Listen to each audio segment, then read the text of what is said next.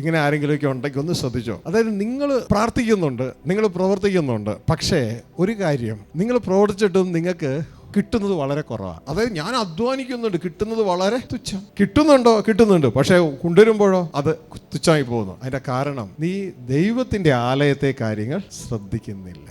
നിങ്ങൾ വളരെ വിതച്ചിട്ടും അല്പമേ കൊണ്ടുവരുന്നുള്ളൂ. നിങ്ങൾ ഭക്ഷിച്ചിട്ടും പൂർത്തി വരുന്നില്ല. പാനം ചെയ്തിട്ടും തൃപ്തി വരുന്നില്ല. വസ്ത്രം ധരിച്ചിട്ടും ആർക്കും കുളിർ മാറുന്നില്ല. കൂലിക്കാരൻ ഓട്ടസഞ്ചിയിലിടുവാൻ കൂലി വാങ്ങുന്നു. സൈന്യങ്ങളുടെ യഹോവ ഇപ്രകാരം അരുളി ചെയ്യുന്നു, നിങ്ങളുടെ വഴികളെ വിചാരിച്ചു നോക്കുവിൻ. നിങ്ങൾ മലയിൽ ചെന്ന് മരം കൊണ്ടുവന്ന് ആലയം പണിവിൻ. അവിടെ പറയാം, നിങ്ങളുടെ വഴികളെ ഒന്ന് ചിന്തിച്ചു നോക്കുക. കൂലി മേടിക്കുന്നുണ്ട്, പക്ഷെ ഏത് സഞ്ചിയിൽ ഇടാനാ? ഓട്ട സഞ്ചിയിൽ ഇടാൻ. ദൈവം പറഞ്ഞു കൊടുക്കുകയാണ്, എന്റെ ആലയം ശൂന്യമായി കിടക്കുക, എന്റെ പദ്ധതികൾ അവിടെ നടക്കുക. എന്റെ പദ്ധതികളിൽ നിങ്ങൾ ഇൻവോൾവ് ആകാതെ നിങ്ങൾ നിങ്ങളുടെ ഭാവി സെറ്റപ്പ് ചെയ്യാൻ ഓടുമ്പോൾ നിങ്ങളുടെ ഭാവി അത് നിങ്ങൾ ഉദ്ദേശിച്ചതുപോലെ പൂർണ്ണമാകത്തില്ല.